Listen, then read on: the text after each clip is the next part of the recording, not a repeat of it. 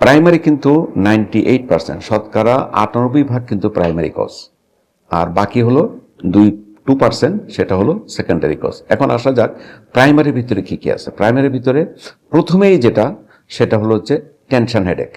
আমরা কথায় কথায় এই যে স্ট্রেসফুল কন্ডিশনে আমাদের দেখা গেল যে স্লিপ প্যাটার্নটা ঠিক মতো হচ্ছে না, ওভার স্ট্রেস, সবসময় স্ট্রেসফুল থাকতেছি, এই যে কন্ডিশনগুলি আছে, তো এতে করে আমাদের টেনশনটা, স্ট্রেসফুল লাইফ টাইম বারবার বলতেছি, এটাই কিন্তু টেনশন হেডেকের অন্যতম প্রধান কারণ, এই টেনশন হেডেক। এবং এখানে যদি আমরা মেল ফিমেল যদি রেশিও করি, তাহলে দেখা যাচ্ছে 1:1, মানে মেল এবং ফিমেল 1:1, এটা হচ্ছে টেনশন হেডেক। তাহলে অন্যতম প্রধান কারণ কিন্তু প্রায় অলমোস্ট, আমরা যদি টোটাল প্রাইমারি হেডেকের যদি কজগুলি করি, তাহলে টেনশন হেডেক এটা কিন্তু দেখা যাচ্ছে প্রায় 80 to 85%।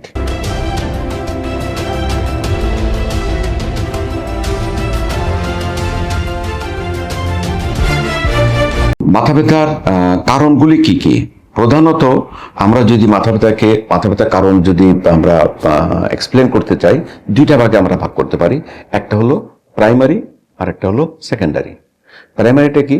যেখানে আমাদের স্ট্রাকচারাল কোনো প্রবলেম নাই, আমাদের ব্রেনের বা মাথার কোনো স্ট্রাকচার প্রবলেম নাই, কোনো রকমের মেটাবলিক কোনো প্রবলেম নাই, কোনো রকমের অন্য কোনো প্যাথোলজি বা আন্ডারলাইং কোনো কন্ডিশন যেমন ডায়াবেটিস বা প্রেশার বা অন্য কোনো কিছু নাই, এই যদি হয়, কন্ডিশনটাকে বলা হয় প্রাইমারি কজ।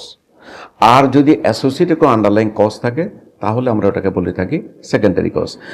প্রাইমারি কিন্তু 98%, শতকরা 98% কিন্তু প্রাইমারি কজ, আর বাকি হলো 2%, সেটা হলো সেকেন্ডারি কজ। এখন আসা যাক প্রাইমারির ভিতরে কি কি আছে। প্রাইমারির ভিতরে প্রথমেই যেটা, সেটা হলো হচ্ছে টেনশন হেডেক।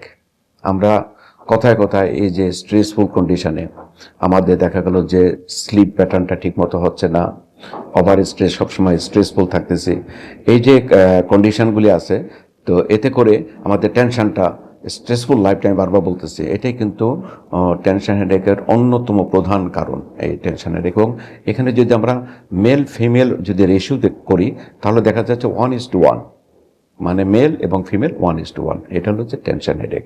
তাহলে অন্যতম প্রধান কারণ কিন্তু প্রায় অলমোস্ট, আমরা যদি টোটাল প্রাইমারি হেডেকের যদি কজগুলি করি, তাহলে টেনশন হেডেক এটা কিন্তু দেখা যাচ্ছে প্রায় 80 to 85%।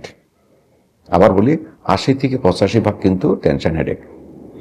এবার আসা যাক এরপরে নেক্সট যেটা, সেটা হলো ইতিপূর্বে আলোচনা করেছিলাম মাইগ্রেন।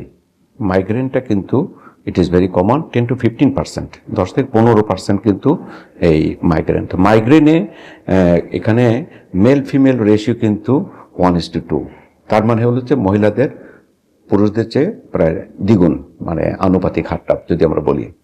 তো মাইগ্রেন হেডেকের এবং আমরা টেনশন হেডেককে কিভাবে আমরা ডিস্টিংগুইশ করতে পারি?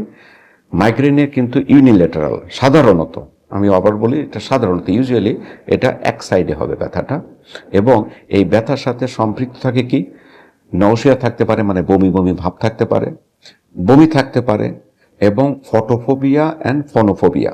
তার মানে হচ্ছে আলোতে দেখা গেল যে এটা বেড়ে গেল, ট্রিগার করলো, অথবা একটু আওয়াজে দেখা গেল যে বেড়ে গেল, তাহলে এইগুলি কন্ডিশন হচ্ছে মাইগ্রেনের ট্রিগারিং ফ্যাক্টর।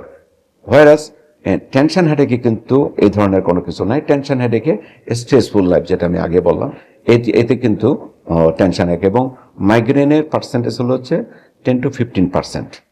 এখন আসা যাক লাস্টলি আরেকটা আছে, সেটা হচ্ছে ক্লাস্টার হেডেক। ক্লাস্টার হেডেক এটা কিন্তু খুব কম percentage, around 5 to 10% cluster headache. তবে ক্লাস্টার হেডেক বলে রাখা ভালো, এখানে মেল ফিমেল রেশিও কিন্তু 5:1, তার মানে হচ্ছে পুরুষদের ক্ষেত্রে, মেলদের ক্ষেত্রে 5 times বেশি থাকে ফিমেলের চেয়ে। যেটা মাইগ্রেনে কিন্তু 1:2 ছিল, মহিলাদের বেশি ছিল, কিন্তু তার অপোজিট হলো ক্লাস্টার হেডেক, যেখানে মেলের 5 টাইম, মানে 5 গুণ বেশি সম্ভাবনা থাকে ক্লাস্টার হেডেক। ক্লাস্টার হেডেক একটা বড় বৈশিষ্ট্য কি?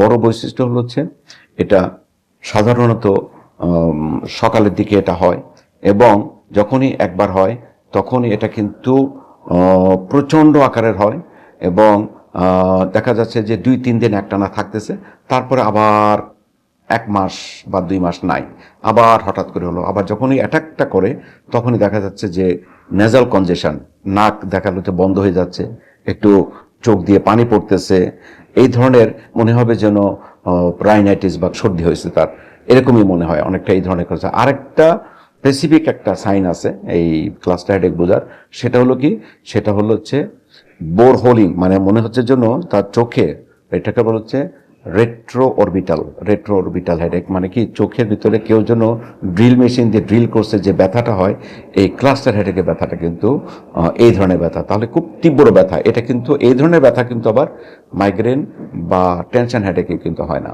তাহলে এই যে তিন ধরনের ব্যথার কথা বলা, হেডেকের কথা বললাম, এই 3টা হেডেক আমরা কিন্তু প্রত্যেকটা আলাদা আলাদা করে যদি আমরা বলি, tension headache it is related with the stressful life. Migraine এটা কিন্তু ফিমেলদের ক্ষেত্রে মেল থেকে বেশি থাকে, এবং এর ট্রিগারিং কিন্তু একটা জিনিস বলে রাখা ভালো, কিছু খাবার আছে যেমন চকলেট, তারপর কফি, তারপরে চিজ, 3টা সি মনে রাখবে, 3টা সি। তাহলে নাম্বার সি, 1C হলো কফি, নাম্বার 2 হলো হচ্ছে চকলেট, অ্যান্ড নাম্বার 3 হলো হচ্ছে চিজ। এইগুলি হলো হচ্ছে ট্রিগারিং ফ্যাক্টর। তো যাদের মাইগ্রেন আক্রান্ত তারা কিন্তু এই 3টা জিনিস কিন্তু অ্যাভয়েড করা ভালো।